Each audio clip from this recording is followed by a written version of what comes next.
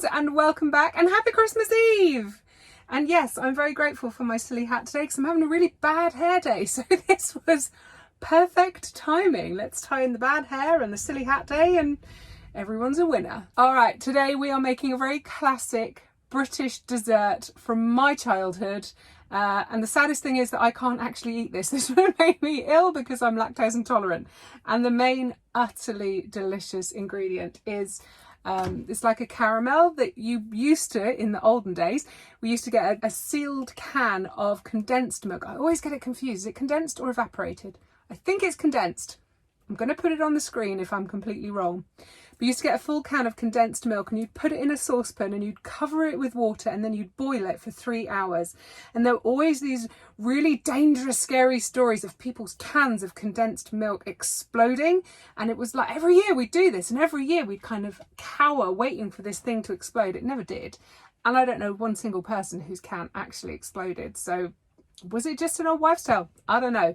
But we used to do this every Christmas. We used to boil our own cans. And now, my friends, you can just buy this stuff ready boiled. So this is Carnation Caramel. It's the same, I believe, as Dulce de Leche, which is the French version, the posh one. It's exactly the same, as far as I'm aware. Like I said, I'm lactose intolerant, so I'm certainly not an expert on this subject.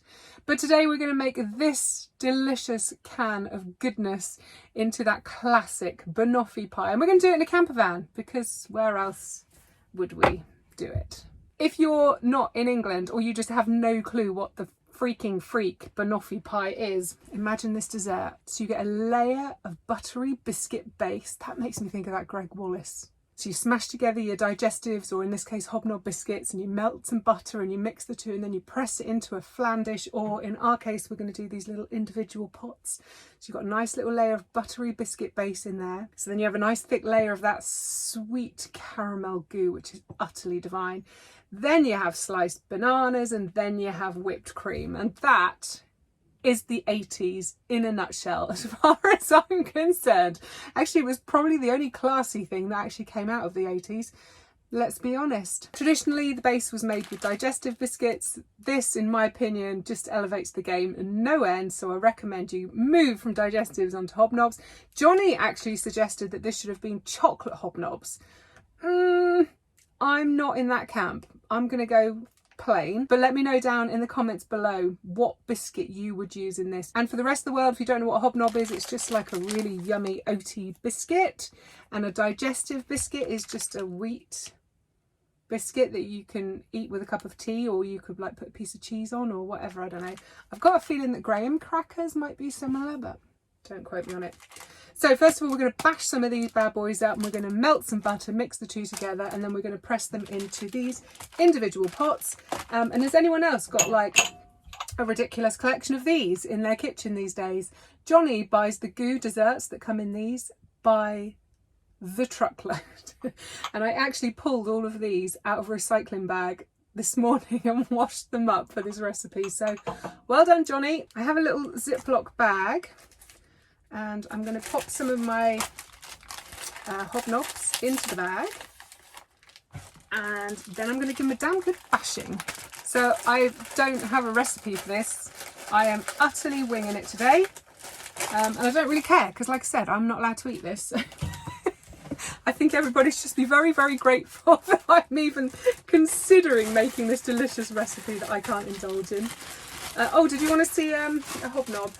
I know everyone in England knows what a hobnob is, but if you don't live in England, you might not know. They're really yummy, really yummy. Okay, so there's my little bag of cookies or biscuits, and I'm just going to whack the Jesus out of them. Right, now I need to turn that gas on, and we'll stick a nice knob of butter in there. What about that much? Is that about 1/3 of a stick of butter? Don't appear to have a wooden spoon in this camper van, so I'm going to use tongs.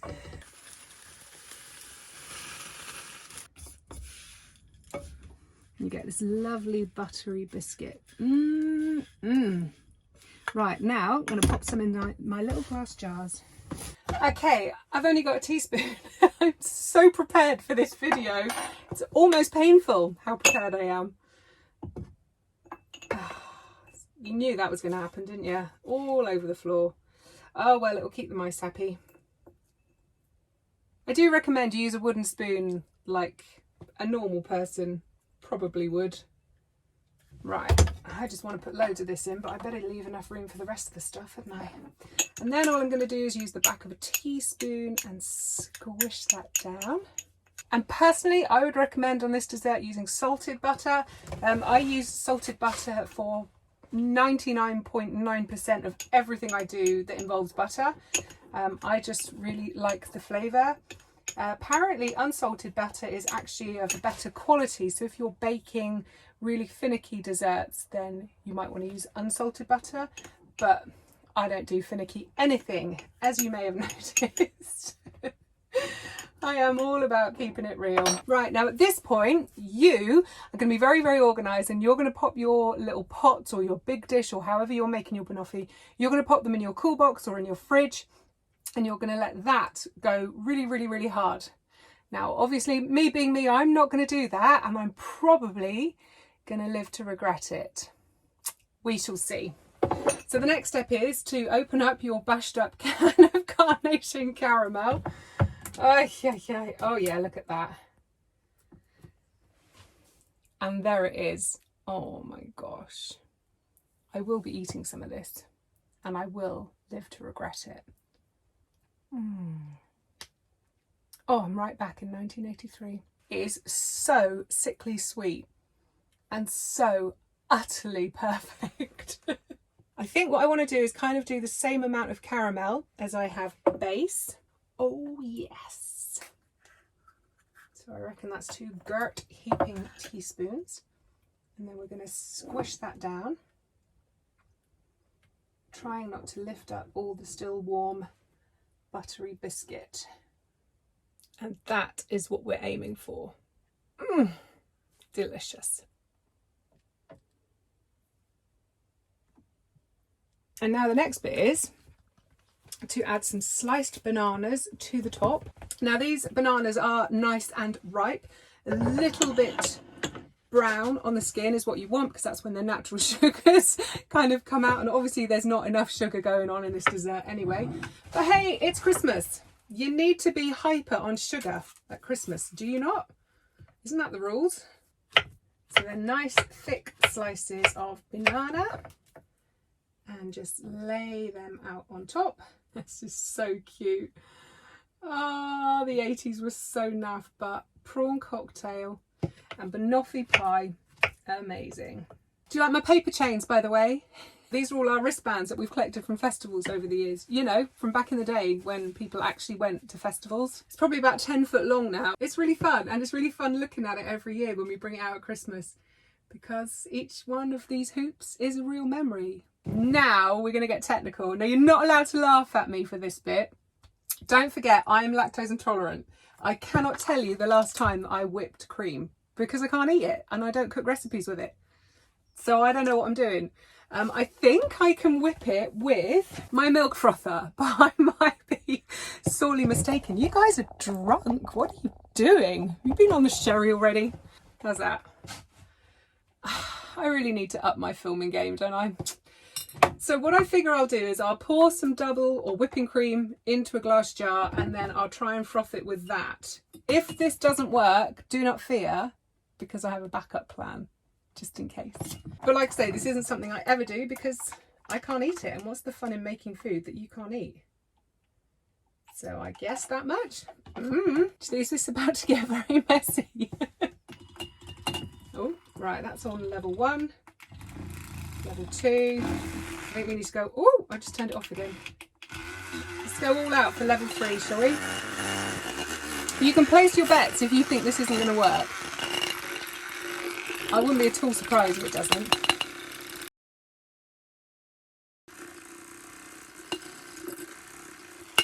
Okay, anything? Yeah, that's not great. Okay, I'm getting our make and the battery's going. So let's just put that to one side and bring out the B plan. I mean, squirty cream. How bad could it be? And like I said, I'm not going to eat this, so what do I care? So apparently squirty cream has cream, sugar, emulsifier and stabilizer. Oh, and propellant gas. But with that and the sprouts, that's going to make for a fun Christmas day, huh? All right, I was literally a child the last time I used this as well. This is actually way more fun than whipping your own.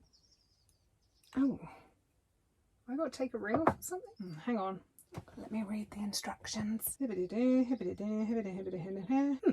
Apparently not. Oh my gosh, that's so stiff. Why is that so stiff? Am I just really weak? Don't answer that. Let's try it in a test can. What the hell? This is supposed to be easier than whipping. Woo! Okay. Oh my goodness. Right, let's try again, shall we? Oh, yes. That's so much fun. Oh my gosh. I'm just going to taste a little bit. Oh, bloody hell, that is sweet. Oh. Oh my God. This is the most retro dessert ever.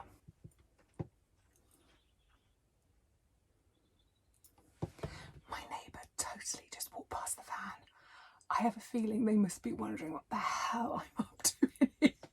All the windows are steamed up and there's me making funny squirty noises and giggling. Oh God.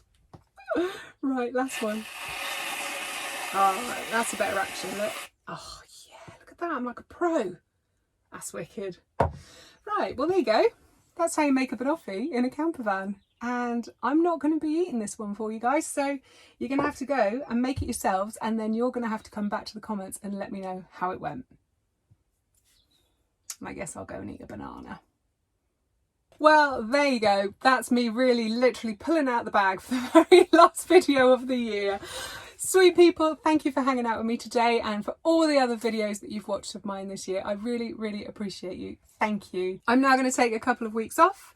I got some really fun plans for the new year, so I'm really looking forward to getting started on those. I think you're going to love them. So until then, may I just wish you an amazing Christmas and the happiest of New Years.